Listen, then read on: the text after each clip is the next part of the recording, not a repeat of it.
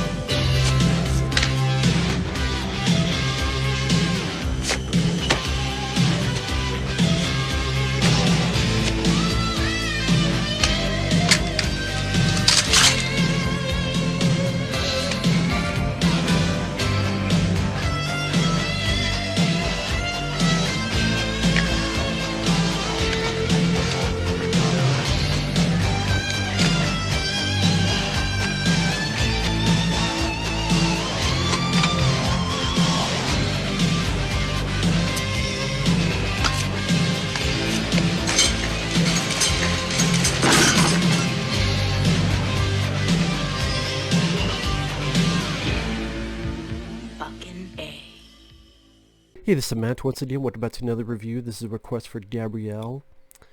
And if anyone's ever interested in requesting pretty much any type of video, there are exceptions, but pretty much any type, whether it be a review, reaction, movie topic, whatever, you can either send the request directly to my PayPal or join my Patreon. Both links are down below in the info box. But Saw 6 came out 2009. This is not the worst Saw film. I mean, it's a hell of a lot better than Saw the Final Chapter, Saw 7, which wasn't the final chapter, because then you had Jigsaw, and then you had that Chris Rock film that got pushed back to Infinity, or when the hell it'll come out.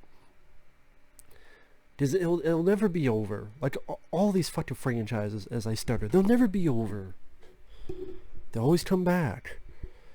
And with the Saw films, I could deal with the first two. It lost me by the time I got to part 3, and since then 4, 5, 6, 7, Jigsaw, and I reviewed Jigsaw. That's on the channel. I just got tired of it.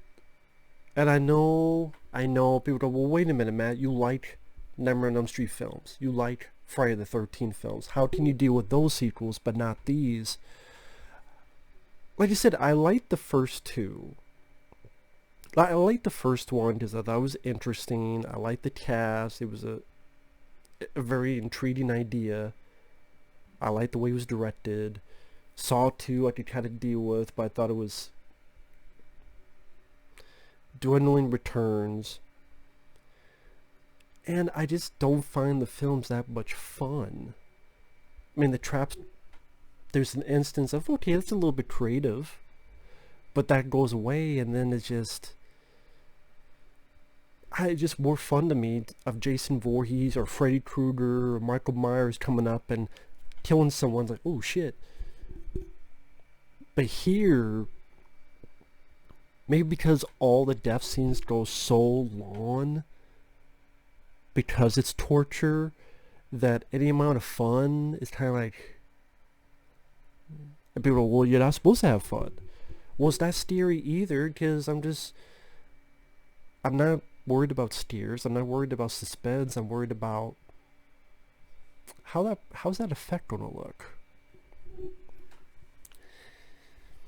And I think really my biggest gripe is that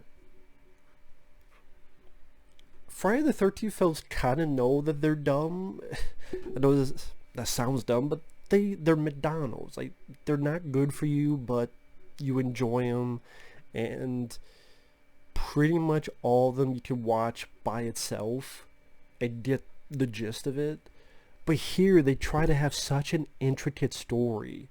On one hand, I appreciate that, because not many franchises try to do continuity, but this does try to have a continuity.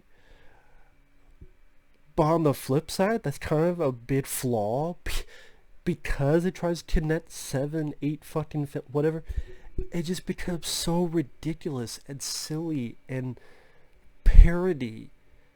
But yet it's stared at you with a straight face as if you're supposed to take that seriously. That you're supposed to take seriously that the Jigsaw character, that this guy somehow guessed all this stuff before he died. That before he died, he was able to construct he was the puppeteer for all of this stuff. And nothing went wrong. And nothing, like, he had a plan for everything. He had a plan even for when he died. Even if he got shot and killed, he had a plan for years to continue. You do this, do that, do this, do that.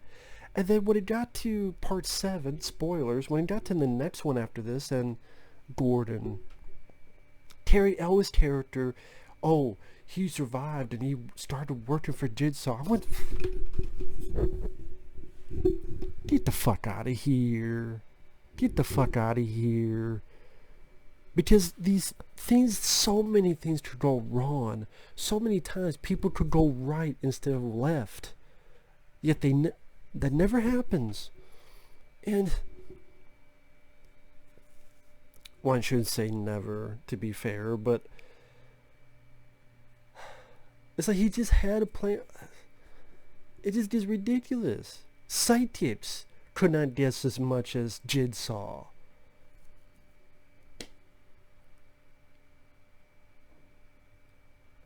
And even when you got to, say, Friday the 13th, even when you get to part 6, they really did change it up, where Jason was an undead fucking zombie and all this stuff. Here, it did feel like the same movie over and over again. I know you could argue that with the other stuff, but technically you'd be right, but at the same, for some reason it still felt, if not different, then like the first Friday the 13th still felt different compared to Friday the 13th Part 4. Even with the simple fact of one is trying to be a mystery and the other is straight up slasher. I know that's semantics, but with the Saw films, if you're really into them, you're really into them. Again, I could deal with the first two, but when every fucking movie you know is going to end with this big twist, and you know it's going to be people get fucked over, and it's not going to be a happy ending, and it's never the case. Either they die, or they get fucking brainwashed, that's how I call it, to join Jigsaw's cause.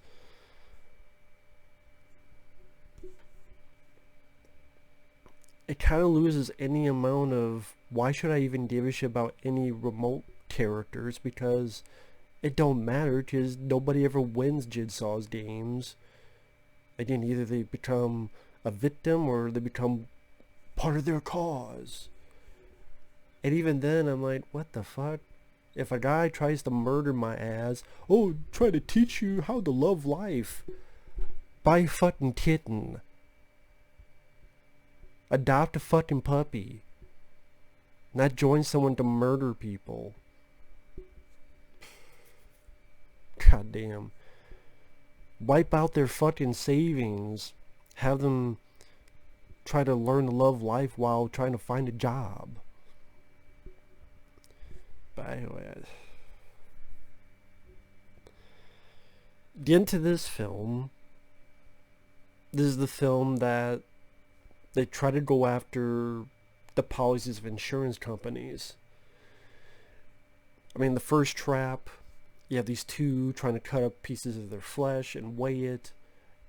Whichever weighs the heaviest survives. So this bigger guy's cut up pieces of his side, but the woman decides fuck it, cuts off her arm, puts it in, wins, while the screws go into this guy's head. And it's kind of hard to see these films just by themselves because they try to be so connected that it's been a while since I've seen the other films, so I'm like, okay, I think Costas Mandylor, okay, this is the one Costas Mandylor, he's a bad guy, and they found out he was a bad guy, and somehow Costas Mandylor knew that this one guy was going to throw him into this tube, but it was a safety tube, so the good guy got squished by the walls. And then by this point, Costas Mandalore is... And I didn't give a shit about Costas Mandalore. I didn't give a shit about his character. Hero or villain. Just didn't care about him. He just... I don't know, maybe the actor just doesn't interest me. I mean, Costas Mandalore just seemed like a lesser Michael Pare.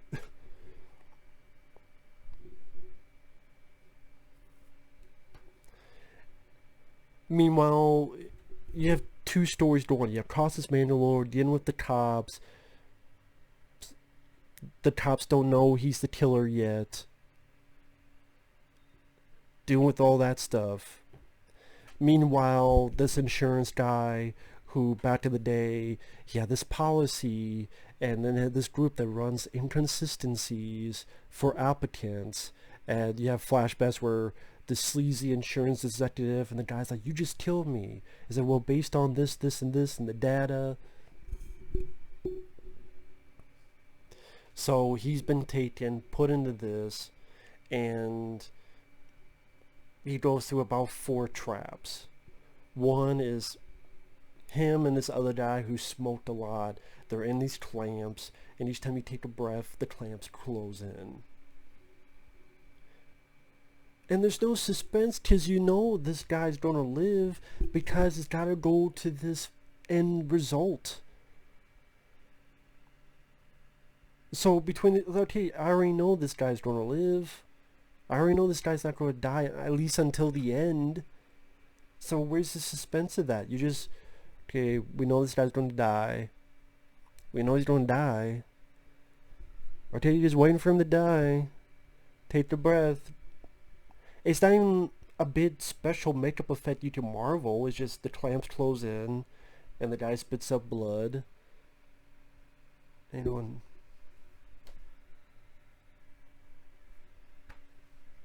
That's kind of my reaction to it. So then I sit here and I go, well, what was my reaction supposed to be? Again, how can it be suspense if you know that person's going to die? It's not the Marvel makeup effects on a superficial level. So what reaction am I supposed to elicit? The second one, he's on these chains and he has to choose. This guy or this old woman. He chooses the old woman, so the guy dies. And I'll be honest, I don't even remember how the guy dies. I think, yeah, there's like a platform. And then, yeah, the guy gets hung. There's another trap where he has to lead this girl through a maze. And he has to shut this valve off, but hot air blasts on him. And then apparently the guy has a key inside him, and then she tries to kill him to get the key. And this is where I'm getting with Jigsaw's fucking plans. What if the girl killed the guy? What if some accident happened? See, that's what they should do in one of these since they don't keep making them. What if... You ever seen a comedy back in the day, like a Jim Varney, Ernest P. Worrell, or Chris Farley? A type of movie where it seems like everything goes wrong. What if there was a Jigsaw thing where everything in his plan goes wrong, nothing in his plan goes right, and then Jigsaw's like, fuck it, I quit. Maybe that'd be a parody version of Jigsaw, where he makes this intricate plan and nothing goes right, and everyone survives. Like, fuck, or all the wrong people die, and all the people he wanted to live die, and all the people he wanted to die live, or something. Because I'm sitting there going, what if the girl killed the guy? She seemed pretty fucking close to doing so, because the guy's like, don't. What if she had 10 more seconds and his fucking plan would be pointless, because the other 2 traps, like the next trap with the 6 people on the carousel, would they be sitting there playing with their fucking thumbs? Would Casa Mandalore go, well, Jigsaw, you fucked up, I guess I'll let him go? That's what I mean with all this intricate planning, with so many stuff that could go left instead of right and up instead of down. But each time, pretty much works out the way he wants to. As if he's fucking reaching the dead zone. Like, come on.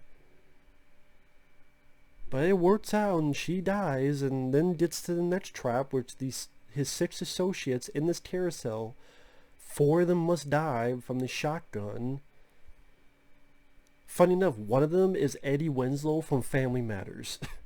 If you remember Family Matters, remember the older brother, Eddie Winslow? He's one of these guys. I'm like, I know he looked familiar. Fuck, I knew he looked familiar. Call Steve Urkel for help. And of course, 4 of them die, 2 of them live. No surprise there. That's the thing, there's no suspense because you know how it's going to work out, because it's always how it works out with these games. If it says 4 will die and 2 will live, you know that's what will happen. You know it's not going to be, well, maybe 3 will live or 4 will live. You know. Just Jigsaw's plans have to work out so fucking perfectly almost each and every fucking time, then it takes away the suspense. And then the kills... Okay, 4 people getting shot with shotguns. If people want to compare it to other franchises, okay, a sequel where 4 people get shot with shotguns, or Freddy Krueger turns a girl into a bug, or turns a guy into a puppet and walks him off a ledge, or Jason cuts someone down the middle because he's walking on his fucking hands, or gives Crispin Glover the corkscrew. That's more memorable than the stuff in this. Friday the 13th Part 6. He fucking punches through Horshack's fucking chest. Rest in peace to that actor. Or bends a sheriff backwards like a twig. Like a wishbone. More memorable death than anything in this movie. So I just... So, like I said, 4 die, 2 live. He gets to his final bit. Meanwhile, Costas Mandylor kills these 3 cops. Jigsaw's ex-wife grabs Costas Mandylor, puts him into this head trap because of something he did that Jigsaw, I guess, found out and didn't try to stop. I mean, he must have known... Well, that's not true. He just knew that sometime he wanted to give Costas Mandylor one more test. I guess he didn't know the details, but Jigsaw's ex-wife found out that Costas Mandylor left this note that was meant for, oh my god, I can't, Shawnee Smith, and that's why Shawnee Smith tried to kill in Part 3, and then she gets killed, and fucking whatever. They just, this is the series where shit gets pulled out of asses more than a goddamn magician.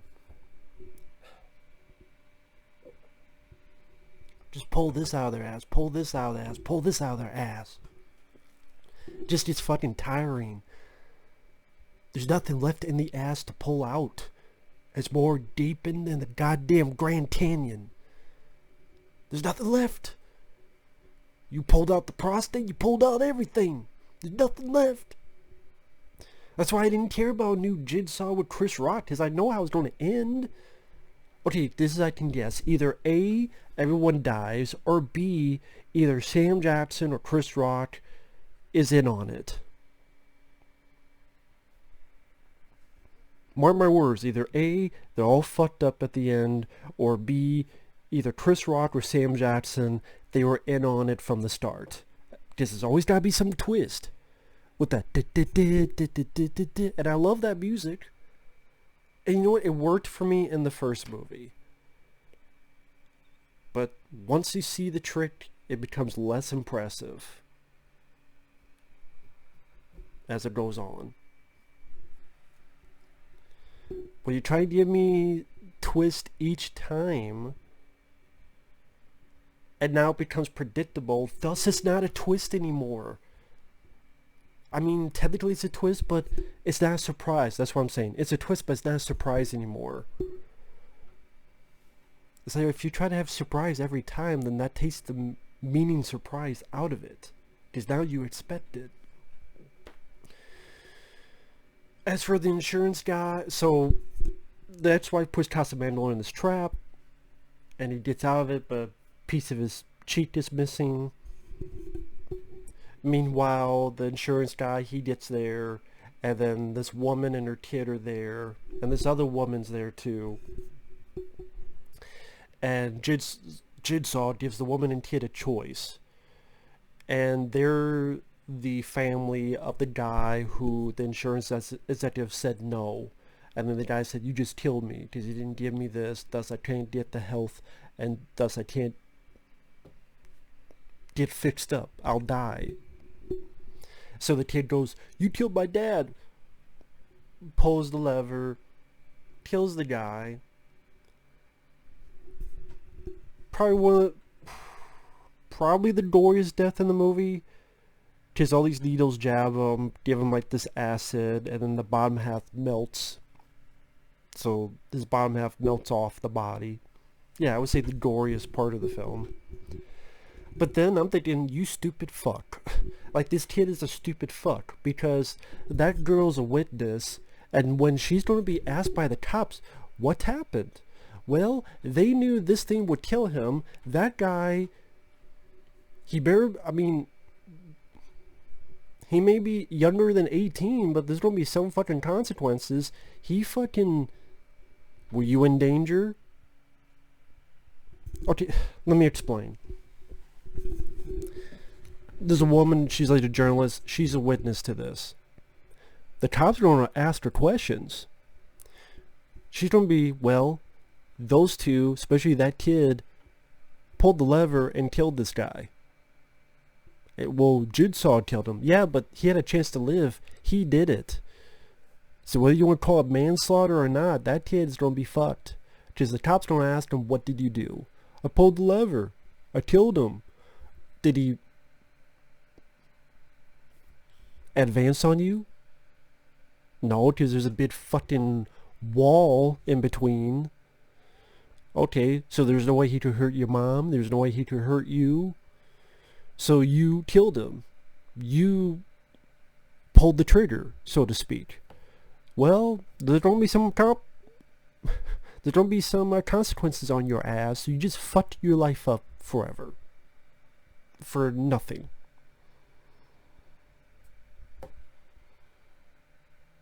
And the mom could have said that. Like, hey, you're going to be fucked. Because there's a witness, right? So yeah, that kid is fucking screwed forever. Maybe he'll be in juvie. Maybe they'll make an exception, make him go to jail. Manslaughter, I don't know. So that kid's a stupid fuck. But with that said, the Saw films, they're just not my cup of tea. What can I say? I'm more Friday the 13th, Elm Street type of guy than a Saw guy. I like the first one, especially if you watch it with the commentary with James Wan and Terry Ellis. That's a very fun commentary. But Saw 6, 5, 4, 7, they just run together to feel like the same shit, different day. And not my kind of same shit that I like. You say the same thing with Friday the 13th, but I just have more fun with them. And hell, at least the endings to Friday the 13th Elm Street films feel more satisfying than the endings to this.